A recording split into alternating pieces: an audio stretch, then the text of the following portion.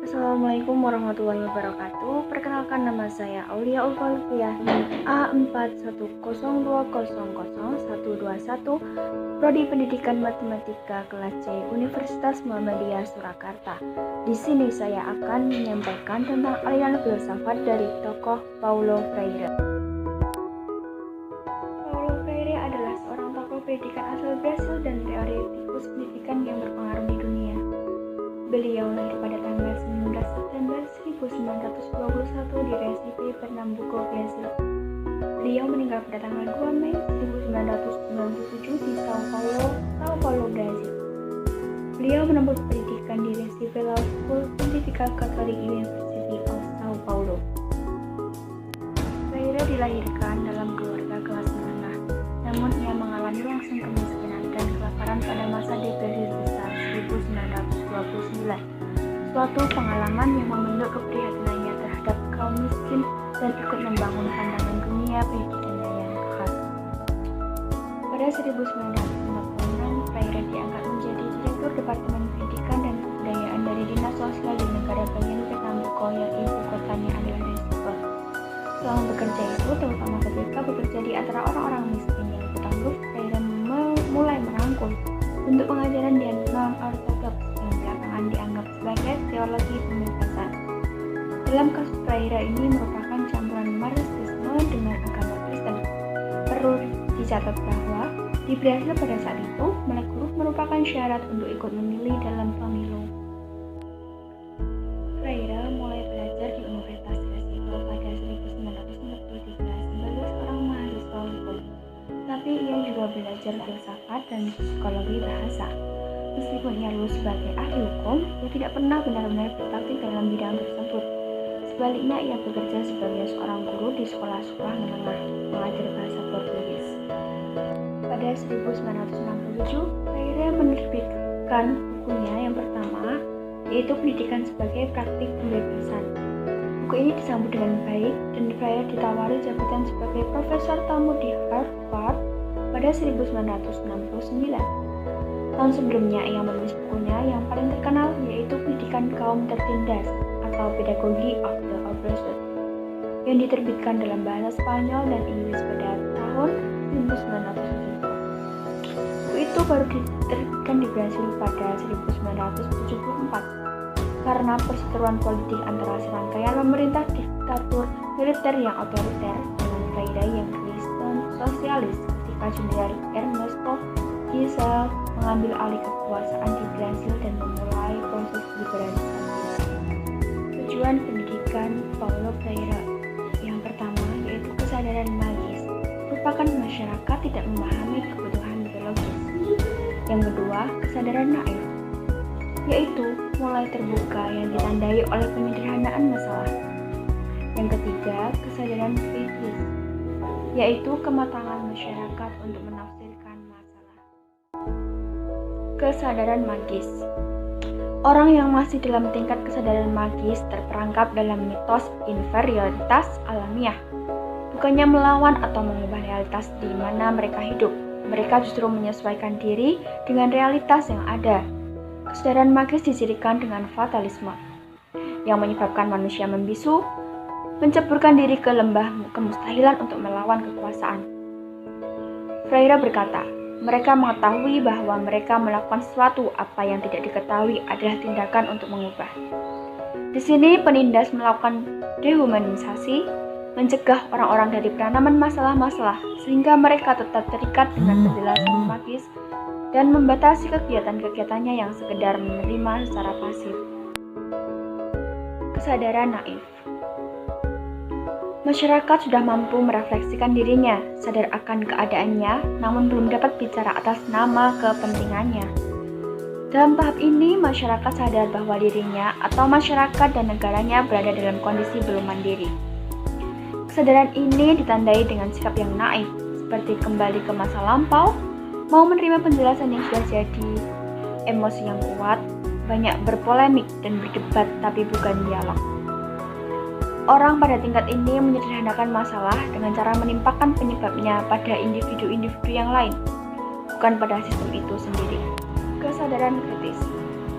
kedalaman penafsiran masalah-masalah, percaya diri dalam berdiskusi, mampu menerima dan menolak. Pembicaraan bersifat dialog. Pada tingkat ini, orang mampu merefleksikan dan melihat hubungan sebab akibat. Isu yang muncul dalam perubahan sistem yang tidak adil, bukannya pembaruan atau penghancuran individu-individu tertentu. Proses perubahan ini memiliki dua aspek. Yang pertama, penegasan diri dari penolakan untuk menjadi pelanggeng status quo yang menindas. Dan yang kedua, yaitu berusaha secara sadar dan empiris untuk mengganti sistem yang menindas dengan sistem yang adil dan bisa mereka kuasai. Tidak seperti kesadaran naif, individu ini tidak menyalahkan individu-individu yang lain, tetapi justru menunjukkan pemahaman yang benar atas dirinya sendiri dan sistem yang memaksa tertindas dan penindas berkolusi. Pendidikan gaya kolonial. Yang pertama, sekolah merefleksikan kepentingan para penjajah. Yang kedua, aspirasi dan kebutuhan mereka yang dijajah biasanya diabaikan. Yang ketiga, kelompok penjajah biasanya mengungkap nilai-nilai dan budaya masyarakat terjajah dan menegaskan superioritas mereka. Yang keempat, dalam sistem pendidikan kolonial, seorang diasingkan dari budaya aslinya. Yang kelima, colonized people are directed. They do not direct themselves. Pedagogic of the Aggression pada tahun 1970 oleh Paulo Freire. Yang pertama, memperjuangkan kesetaraan dalam sistem pendidikan. Yang kedua, memberikan mitigasi untuk mereka yang tertindas. Yang ketiga, sistem pendidikan yang menekankan pembelajaran sebagai aksi kultural dan pembebasan. Yang keempat, blending education. Yang kelima, conscientization, membentuk kesadaran individu dan masyarakat. Selanjutnya, pendidikan sebagai praksis pembebasan. Pendidikan yang ideal seharusnya berorientasi kepada nilai-nilai humanisme atau mengembalikan kodrat manusia menjadi pelaku atau subjek, bukan penderita atau objek. Pendidikan seharusnya menjadi kekuatan penyadar dan pembebasan umat manusia dari kondisi ketertindasan. Proses belajar hendaknya berbentuk investigasi kenyataan. Maksudnya, proses pendidikan itu melibatkan identifikasi permasalahan yang terjadi di masyarakat. Konteks pendidikan negara agraris misalnya. Kurikulum pendidikan juga harus melibatkan realitas permasalahan pertanian di dalamnya. Pendidikan yang dialogis dengan yang tertindas dapat menuntun pada dunia yang lebih manusiawi. Pendidikan gaya bank. Proses belajar mengajar guru tidak memberikan pengertian kepada peserta didik, tapi memindahkan sejumlah rumusan kepada siswa untuk disimpan yang kemudian akan dikeluarkan dalam bentuk yang sama jika diperlukan. Pendidikan akhirnya menjadi sebuah kegiatan menabung di mana para murid adalah celengan dan guru sebagai penabung. Yang terjadi bukanlah proses komunikasi, tetapi guru menyampaikan pernyataan-pernyataan dan mengisi tabungan yang diterima, dihafal dan diulang dengan patuh oleh para muridnya. Praktek pendidikan hanya dipahami sebatas sarana pewarisan ilmu. Pendidikan tidak peduli pada proses pendewasaan pemikiran dan tidak mampu mengkritisi realitas sosial yang ada di lingkungan sekitar. Dalam konsep pendidikan gaya bank, pengetahuan merupakan sebuah anugerah yang dihibahkan oleh mereka yang menanggap diri pengetahuan kepada mereka yang dianggap tidak memiliki pengetahuan apa-apa. Pemikiran itu ditolak tegas oleh Paulo bahwa pendidikan gaya bank sebagai salah satu sumber yang mengelompokkan penindasan dan kebisuan. Ciri pendidikan gaya bank. Yang pertama, guru mengajar murid. Yang kedua, guru mengetahui segala sesuatu, murid tidak tahu apa-apa. Yang ketiga, guru berpikir, murid dipikirkan. Yang keempat, guru bercerita, murid patuh mendengarkan. Yang kelima, guru menentukan peraturan, murid diatur. Yang keenam, guru memilih dan melaksanakan pilihannya, murid menyetujui. Yang ketujuh, guru berbuat, murid membayangkan dirinya berbuat melalui perbuatan gurunya.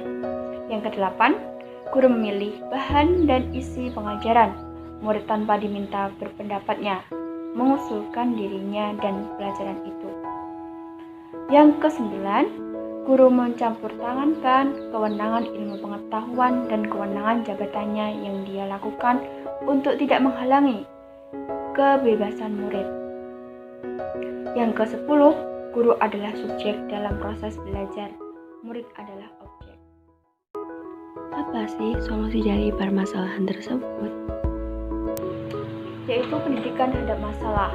Pendidikan hadap masalah, manusia sendirilah yang dijadikan sebagai titik tolak dalam pendidikan. Manusia tidak bisa mengada secara terpisah dari dunia dan realitasnya, tetapi ia berada dalam dunia dan bersama-sama dengan realitas dunia. Realitas itulah yang harus diperhadapkan pada peserta didik supaya ada kesadaran akan realitas itu. Kesadaran akan tumbuh dari pengumpulan dengan realitas yang dihadapi dan diharapkan akan menghasilkan suatu tingkah laku kritis dalam diri mereka. Dalam mengimplementasikan solusi tersebut, pasti terdapat berbagai halangan, yaitu adanya penindas dan tertindas, yaitu kebudayaan bisu. Dalam kebudayaan bisu, kaum tertindas hanya menerima begitu saja segala perlakuan dari kaum penindas. Bahkan ada ketakutan pada kaum tertindas akan adanya kesadaran tentang ketertindasan mereka. Diam atau bisu dalam hal ini bukan karena protes atas perlakuan yang tidak adil, tapi karena mereka memang bisu atau dibisukan, bukan membisu. Mereka memang tidak tahu apa-apa. Untuk itu perlu pendidikan yang dapat membebaskan dan memberdayakan, yaitu pendidikan yang membuat yang tertindas dapat mendengar suaranya yang asli. Pendidikan yang relevan dalam masyarakat berbudaya bisu adalah mengajar untuk memampukan mereka yang mendengarkan suaranya sendiri dan bukan suara dari luar, termasuk suara pendidik. Implementasi dalam pendidikan. Paulo, tokoh aliran filsafat rekonstruksi di mana aliran filsafat ilmu teori Paulo yang humanistik. Implementasinya yakni seperti kurikulum 2013 di mana siswa sebagai student center.